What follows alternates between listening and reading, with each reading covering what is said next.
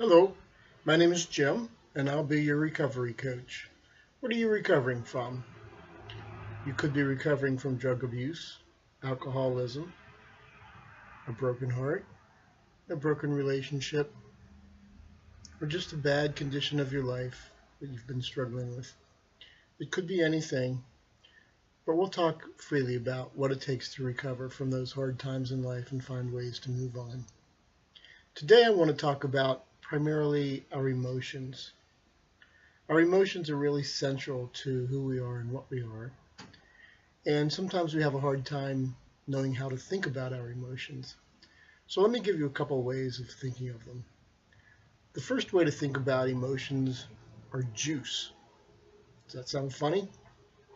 All right, I want you to imagine that you're at a really, really good restaurant and the waiter brings your dinner out and it is a nice hot steak, fresh from the grill, smothered in mushrooms and onions. And it's set before you, and you just can't wait to sink your mouth into that thing. Okay. If you're not a vegetarian, did you get a little bit of juice in your mouth? Did your salivary glands kick a little saliva into there in anticipation of this fabulous meal you've got waiting for you? Okay. That's an emotional response. That's juice kicking in. Let me give you another example. Imagine a time when you were suddenly placed in a position of danger, and without even thinking about it, you jumped to safety. In that case, adrenaline, another juice, kicked from your adrenal gland into your bloodstream, and it gave you that immediate fight or flight response to get you out of danger without even having to think about what it was you were doing. One more example. Think about having an orgasm. When you have an orgasm, you get a massive flood of endorphins kicking into your brain. And it feels really, really good. So imagine that. An orgasm feels really good in the brain as well as, presumably, other body parts. I've had heroin addicts compare the effect of heroin to having a really super good orgasm. So having those really, really good feelings is valuable to us. So what are the emotions? Well, there's lots of different emotions that we experience as humans, but one simple way of thinking of them is that there's really 6 basic emotions. People describe these a little bit differently, but let's just talk about these 6. The 6 basic emotions are anger, disgust, fear, happiness, sadness, and surprise. Ever felt any of these emotions? I'm guessing that you have. If you're human, you probably have. We've all had them from time to time. You probably have happy memories. You can call those memories to mind and remember that feeling of happiness. Or a sad memory. Could be a feeling of loss. That would be sadness. Or someone gives you a present unexpectedly and you react with surprise. Anger. Someone hurts you and you don't like being hurt, and your attitude towards them suddenly is one of anger. Or disgust. That's when somebody says something or does something really rude or crude. Fear. All of a sudden you're placed in a position of danger. And you wonder, is my life at risk here? Or it could be even something less. Am I about to lose an important relationship in my life? Fear can kick in just from that thought. So those are the 6 basic emotions that most of us tend to have.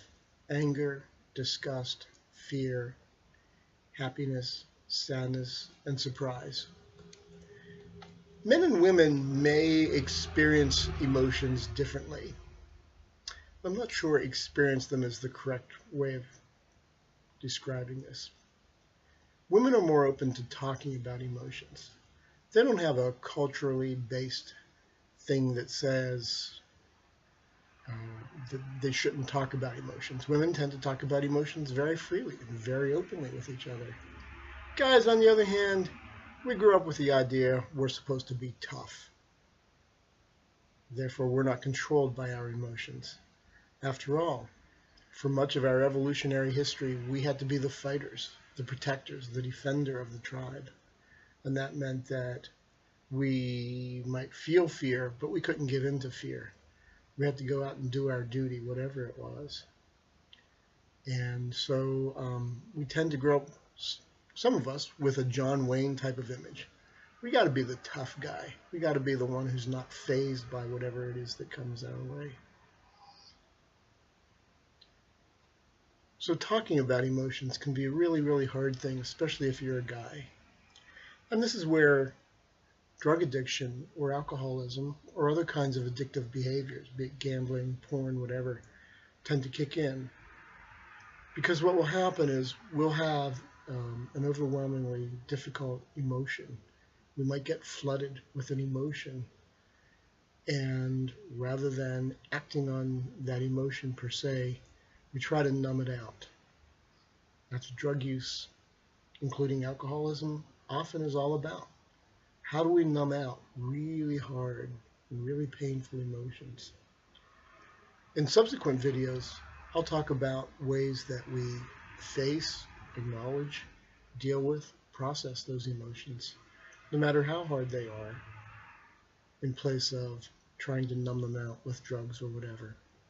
But for now, let's just live with that idea that we all have these emotions, and usually when we're recovering from something, we're trying to recover from the process of trying to numb them out and having to face them.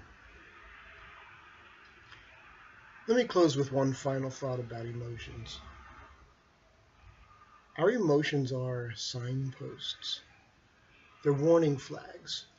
They're our way of interacting with our environment. Our emotions tell us on a very physical level what it is we need to do to react to the things going on around us. Do we need to react with fear because something actually is placing us in danger? Do we need to react with disgust because something is actually really awful in front of us? Can we react with surprise or with joy because something good is happening to us? Tuning into those feelings will allow us to understand how it is that we're interacting with what's going on around us.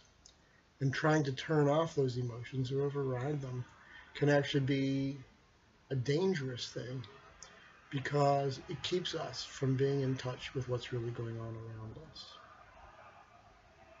So there it is, my 3 key points there. Trying to talk about emotions as juices that really affect us on a very physical level, what those 6 key emotions are, and emotions can be warning flags. They're really there to help us.